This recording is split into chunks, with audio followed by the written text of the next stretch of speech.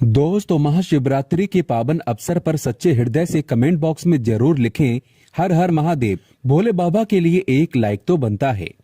दोस्तों, हमारे हिंदू परंपरा में शिवरात्रि का सर्वाधिक महत्व है। शिवरात्रि का इंतजार हम भक्तों को बड़ी बेसब्री से रहता है और ये पर्व फाल्गुन मास के कृष्ण पक्ष की चतुर्दशी को मनाया जाता है। माना जाता है कि इस दिन प्रकाश के रूप में शिवजी प्रकट हुए थे और शिवजी का विवाह जगत माता पार्वती के साथ इसी दिन हुआ था। इस दिन अगर आप सिर्फ पूजा पाठ करते हैं तो कई सुखों की प्राप्ति होती है। व्यक्ति नरक नहीं जाता, उसे कई पुण्य प्राप्त हो जाते हैं। भगवान भोलेनाथ का मात्र नाम जपने से ही व्यक्ति की गरीबी, निर्धनता हमेशा के लिए दूर हो जाती है। दोस्तों, शिव पुराण में बताया गया है कि गाय को ये एक चीज खिलाने से व्यक्ति को युगों युगों की प्राप्ति हो जाती है। शिवरात्रि के पावन अवसर पर गाय को खिला दें ये एक चीज। दोस्तों, अगर हिंदू धर्म की माने तो ऐसी मान्यता है कि गाय की सेवा अगर बिना लालच के की जाए तो घर में लक्ष्मी का वास होता है। वैसे तो युगों से चला आ रहा है कि गाय को हम कुछ न कुछ अवश्य खिलाते हैं। गाय को सनातन घर में लक्ष्मी स्वरूप भी माना गया है। कहा जाता है कि गाय की सेवा करने से घर परिवार सुखी और संपन्न रहता है। जिस घर में गाय की सेवा बिना किसी लालच के होती है उस घर में लक्ष्मी जी की कृपा हमेशा बनी रहती है, और जिस घर में गाय की सेवा नहीं होती तो उस घर में अचानक से किसी भी प्रकार की विघ्न बाधाएं आती रहती हैं। वैसे तो कुछ लोग शहरों में भी रहते हैं, महानगरों में रहते हैं, तो वहां पर गाय पालना संभव नहीं होता, लेकिन गाय को वहां पर भी रोटी जरूर खिलाई जाती है। लेकिन कई बार गाय को खिलाने में कुछ भूल हो जाती है। तो कौन सी वो 3 चीजें हैं जो गाय को नहीं खिलानी चाहिए, आज हम आपसे इस वीडियो में साझा करेंगे। लेकिन दोस्तों, उससे पहले आपसे एक विनती करते हैं कि वीडियो को लाइक जरूर करिएगा, दोस्तों को शेयर कर दीजिएगा, और आपने अभी तक चैनल को सब्सक्राइब नहीं किया है तो चैनल को सब्सक्राइब करके इस बेल आइकन को जरूर दबाइएगा। दोस्तों, गाय के अंदर सभी देवी देवताओं का निवास माना जाता है। तो आप सुबह जो पहली रोटी बनाते हैं वो अगर गाय को खिलाते हैं तो सभी देवी देवताओं का आशीर्वाद मिलता है। गाय को गुरु के साथ जोड़ा गया है, यानी गुरु ग्रह के साथ, बृहस्पति ग्रह के साथ। इसीलिए गुरुवार के दिन गाय को रोटी पर एक चुटकी हल्दी डालकर खिलाएं तो सुख संपत्ति, धन ऐश्वर्य बढ़ता है। दुष्ट ग्रह शांत हो जाते हैं। जो लोग मानसिक रूप से परेशान हैं वो गाय को रोटी पर थोड़ा सा गुड़ लगाकर खिलाएं तो सकारात्मक ऊर्जा आती है, टेंशन खत्म होती है, स्वास्थ्य अच्छा रहता है। और अगर आपको लगता है कि आपके सभी ग्रह खराब हैं तो ऐसे में गाय को पहली रोटी रोज खिलाएं। सभी ग्रह धीरे धीरे शुभ हो जाएंगे। कभी कभी जीवन में लंबे समय से कोई शुभ मंगल कार्य नहीं हो रहे होते हैं, तब ऐसे में आप गाय को रोटी खिलाएं। गाय के मस्तक को छूकर अपनी मन्नत कहें, प्रणाम करें। पैर छुए तो आपकी मन्नत जरूर पूरी होगी। तो ये था गाय को आप क्या खिलाएं उसके बारे में। लेकिन गाय को क्या नहीं खिलाना चाहिए, अब हम वो भी जान लेते हैं। दोस्तों, गाय को रोटी तो हर कोई खिलाता है। अब ये रोटी बासी बिल्कुल भी नहीं होनी चाहिए, यानी कि जो एक दिन की पहली रोटी बनी रहती है और आप जो दूसरे दिन सुबह सुबह खिला देते हैं वो नहीं खिलानी चाहिए। कई बार आप रोटी बना लेते हैं और उस दिन गाय मिलती नहीं तो रोटी रखी रह जाती है। फिर वो अगले दिन गाय को खिलाने से गाय का अपमान माना जाता है, वो रोटी बासी कहलाती है। इसीलिए गाय को एक दिन पहले की बची हुई रोटी कभी नहीं खिलानी चाहिए। सड़ी गली चीजें, खराब चीजें गाय को कभी नहीं खिलानी चाहिए। इससे घर में परेशानी आती है और आप ऐसा करते हैं तो अपनी आदत को बदल दीजिए, इससे घर में तकलीफें आती हैं। गाय को हरा चारा तो हर कोई खिलाता है। हरा चारा आप खिलाते समय एक बात का ध्यान रखें, गाय को सबसे ज्यादा पीपल का पत्ता लोग खिलाते हैं, पर पीपल का पत्ता आप खुद से तोड़कर मत खिलाना। दूसरी बात, आप घर में सब्जी लाते हैं तो साग आ जाता है तो उसमें कुछ अच्छी चीजें तोड़कर रखकर बचा कुचा आप गाय को ना खिलाएं। आप जो देंगे वो गाय खा लेगी, लेकिन थोड़ी सी कुछ अच्छी चीजें मिलाकर गाय को खिला दीजिए तो ज्यादा फायदा होगा। गाय को दूध नहीं पिलाना चाहिए। आप दही चावल खिला सकते हैं, लेकिन दूध ताजा हो या बचा हुआ, परंतु गाय को भूल कर भी मत देना। तो 3 चीजें गाय को नहीं खिलानी चाहिए। एक तो बची कुची रोटी नहीं खिलानी चाहिए। कोई भी अनाज बच जाए तो उसे दूसरे दिन गाय को नहीं खिलाना चाहिए। जैसे बासी चावल, बासी बची कुची रोटी नहीं खिलानी चाहिए। और अगर आप चारा खिलाते हैं तो सड़ा गला मत खिलाइए। और अगर खिलाते हैं तो उसमें कोई उसके साथ कुछ अच्छी चीजें मिला लें। और गाय को दूध भी नहीं पिलाना है। ये चीजें बिल्कुल भी नहीं खिलाएं, नहीं तो घर में गरीबी आती है। माता लक्ष्मी आपके घर में वास करना छोड़ देती है।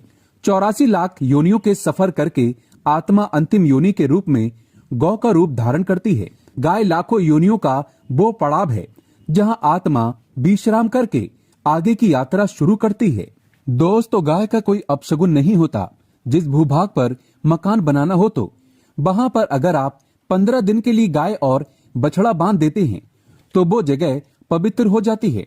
ऐसी जमीन से बहुत सारी आसुरी शक्तियों का नाश हो जाता है, क्योंकि गाय में सकारात्मक ऊर्जा का भंडार माना गया है। दोस्तों, गाय का मार्ग रोकना। अगर आप कहीं भी जा रहे हैं और गाय माता आपका मार्ग रोक दे तो ये बहुत ही शुभ माना जाता है। गाय और बछड़े का दर्शन एक साथ आपको हो जाए तो आपकी सफलता का प्रतीक माना जाता है। अगर आपके घर के आसपास गाय घूमती रहती है तो इसका मतलब है कि आपके घर से काफी सारे संकट अपने आप ही दूर होने वाले हैं और सुख समृद्धि पूर्वक जीवन आपको मिलता है। गाय के समीप अगर आप जाते हैं तो कई संक्रमण, सर्दी, खांसी, जुकाम आदि आश्चर्यजनक रूप से अपने आप ही बिना दवाइयों के भी नाश हो जाता है। अगर आपको गाय अचानक से पूंछ मार देती है तो ये बहुत ही शुभ संकेत माना जाता है। और काली चितकबरी गाय का ऐसा करना और भी ज्यादा शुभ माना गया है। पंचगव्य जो होते हैं वो कई रोगों में लाभदायक है। पंचगव्य क्या क्या हुए? गाय के दूध, दही, घी, मूत्र और गोबर, इन सभी को शरीर की रोग निरोधक क्षमता को बढ़ाकर रोगों को दूर करने वाला माना गया है। ऐसा कोई रोग नहीं है जिसका इलाज पंचगव्यों से नहीं किया जा सकता। दोस्तों, आज के समय में लोग गाय माता की पूजा करने की बजाय, उनका सही उपयोग करने के बजाय उनको काट कर मार कर खाना ज्यादा पसंद करते हैं। शायद ये सुनकर आपको बुरा तो जरूर लगेगा, पर ये सच है। और गाय को रोटी देने से न केवल सुख समृद्धि की प्राप्ति होती है बल्कि बरकत भी होने लगती है। अगर आप गाय को पाल सके तो अच्छी बात है, लेकिन आज के मॉडर्न युग में जहां लोगों को शायद खुद के घर में रहने की जगह नहीं है, ऐसे में गाय को रखना थोड़ा कठिन और महंगा हो सकता है। ऐसे में आप गाय को रोटी तो दे ही सकते हैं। कम से कम रोटी देकर आप सुख समृद्धि को प्राप्त कर सकते हैं। आपके घर में बरकत होने लगती है। हमारे बुजुर्ग हमेशा कहते आए हैं कि गाय को रोटी खिलाना चाहिए, लेकिन समय के चलते गाय की सेवा हर कोई नहीं कर पाता। कम से कम रोटी तो आप खिला ही सकते हैं। अगर रोटी भी नहीं खिला सकते तो जैसे काफी सारे जो हमारे भाई बहन विदेशों में रहते हैं तो उनको गाय नहीं मिलती। वो पूछते हैं कि हम कैसे गौ सेवा करें। आप ऐसा कर सकते हैं। आप गाय के नाम के पैसे निकालते जाएं और फिर आप चाहें तो कभी इंडिया आए तो आप गौशाला में दान दे दें, या फिर आप चाहें तो वहीं पर किसी गरीब को गाय के नाम की रोटियां खिलाएं, या फिर किसी भी अनाथ आश्रम में चले जाएं, किसी वृद्ध आश्रम में चले जाएं, किसी भी दूसरे सफेद पशु को आप भोजन कराएं। ये भी आपके लिए बहुत ही अच्छा होने वाला है। कम से कम रोटी जरूर खिलाएं। दोस्तों, हमारे देश में कई जगह देखा गया है और कई लोगों का प्रश्न आता है कि हम झूठी रोटी गाय को देते हैं, क्या ये सही है या गलत है? हम झूठा खाना, बचा हुआ खाना गाय को खिलाते हैं, यानी कि जो बच जाता है वो गाय के हवाले कर दिया जाता है। तो आपको बता दें, रामायण काल में गाय माता को एक श्राप मिला था। उसी वजह से आज उनके साथ ऐसा हो रहा है।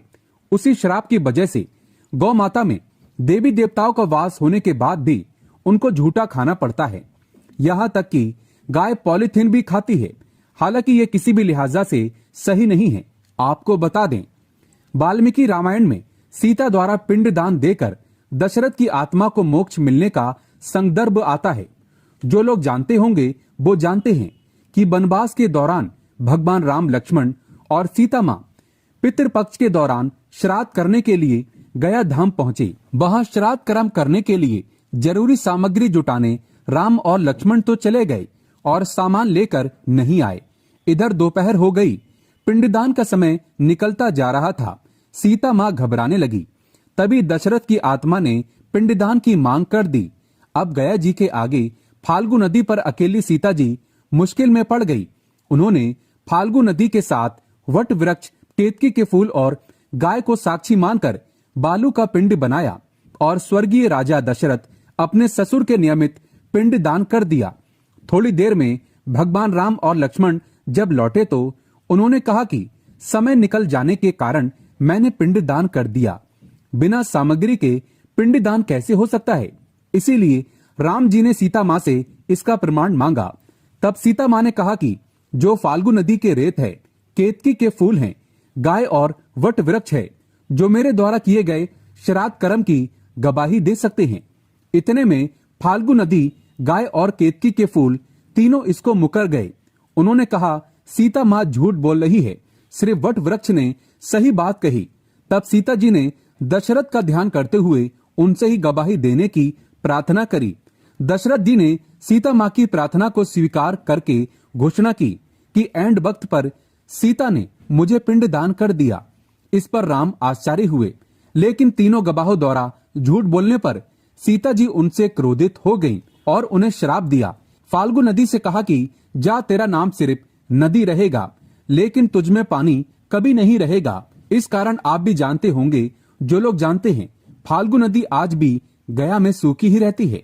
दोस्तों, गाय को श्राप दिया कि तू पूज्य होकर भी लोगों का झूठा खाएगी, और केतकी के फूल को श्राप दिया कि तुझे पूजा में कभी नहीं चढ़ाया जाएगा। वट वृक्ष को सीता माँ ने आशीर्वाद दिया कि उसे लंबी आयु की प्राप्ति होगी और दूसरों को छाया प्रदान करेगा, तथा पतिव्रता स्त्री तेरा स्मरण करके अपने पति की दीर्घायु की कामना करेंगी। यही कारण है कि गाय को आज भी झूठा खाना पड़ता है। केतकी के फूल को सख्त तौर पर पूजा से दूर रखना बताया गया है। फाल्गु नदी के तट पर जल नहीं है। सीता कुंड में पानी के अभाव में सिर्फ बालू या रेत में पिंड दान किया जाता है। दोस्तों, शास्त्रों के मुताबिक गाय माता में सारे देवी देवता निवास करते हैं। 33 कोटि देवी देवता और पितृ का निवास होता है। अगर आप किसी मंदिर में नहीं जा सकते, पूजा पाठ नहीं कर सकते, कहीं जाकर के ग्रह दोषों का उपाय नहीं कर सकते, तो आपको गाय को एक रोटी जरूर खिलानी चाहिए।